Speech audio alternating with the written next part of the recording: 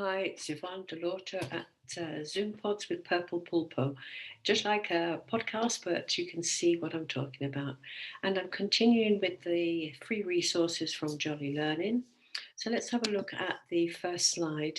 And you can see the page from the website, and it gives you an option for a variety of open up things for information.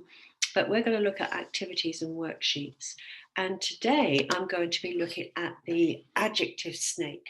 Now, some of you may be familiar with this snake from the Jolly Grammar Book 1, and also we have the sentence snake and we have snake. So it's a familiar theme for children.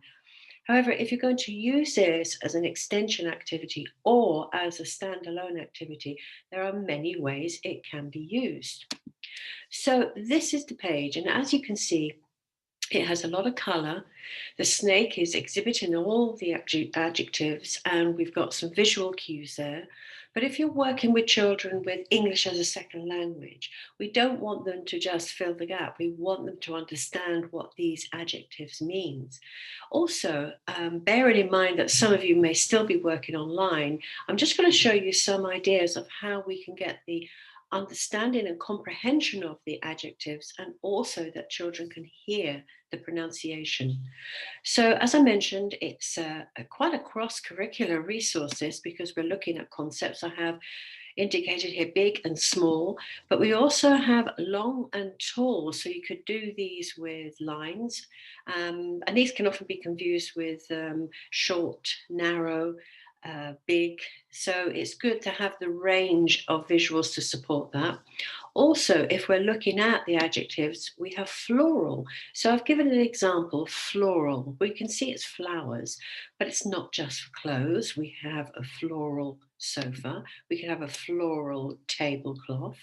And also spotty. I've given an idea here about spotty, and also that it can be used in clothing.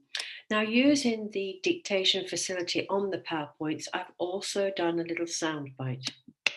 Spotty, spotty, floral, floral, spotty shirt. So if you were having to send this out online or use it in class, having this pronunciation, it could help children practice at their own pace, but also if you're in class, they can listen if you've pre-recorded it. So you're not having to say it over and over again, and maybe give a sentence for them to hear it in. Now, the activity itself is a fill the blank, so that's quite standard. But also, we want to help children and guide them to make a sentence that makes sense. But maybe we could do some silly sentences first and then look back at that and say, well, does it make sense? Again, a difficult thing to do in English as a second language, but it's just practice as well.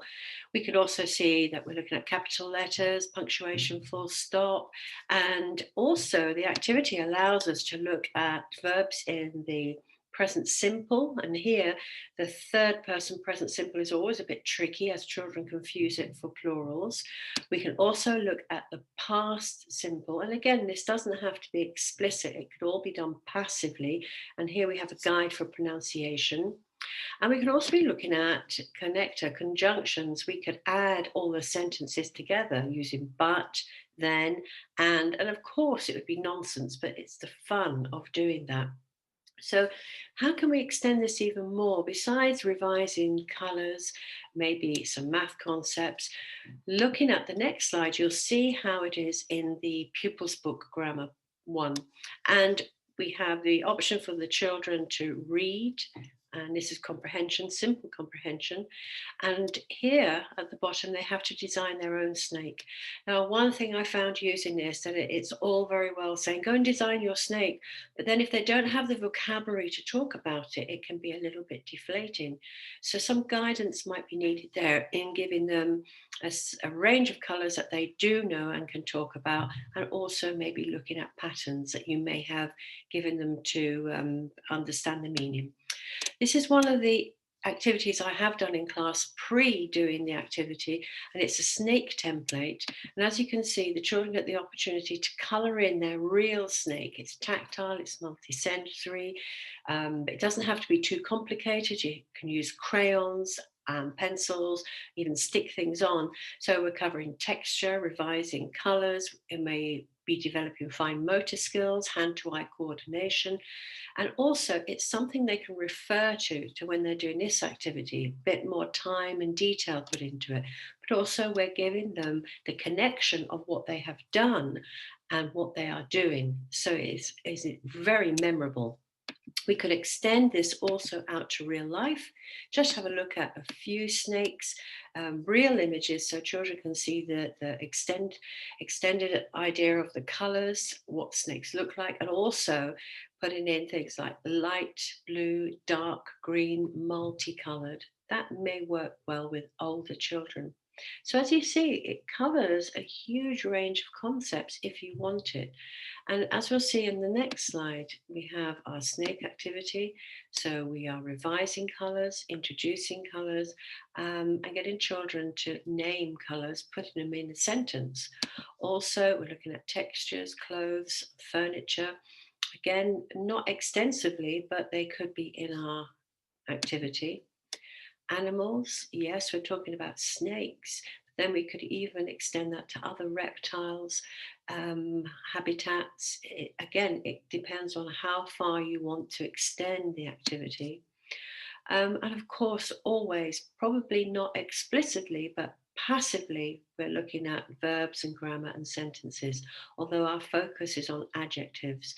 And adjectives, again, if you're doing English as a second language, it can be tricky because from most countries, the adjective comes after a noun.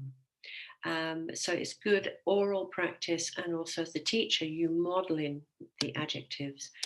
And extension ideas, art, we're doing the snake, maths, there's concepts there that you could touch on, science, the snake, the habitat, where they live, countries, and conservation, a big element.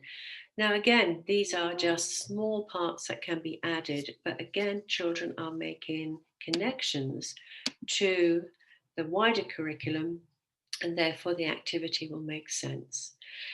It's a very enjoyable activity, but it's one worth spreading out maybe over two classes. And certainly the making of the snake really does make a connection for the children. Well, I hope you enjoyed this little Zoom pod using the free resources from Jolly Phonics, and I'll see you again. Have a great week. Bye for now.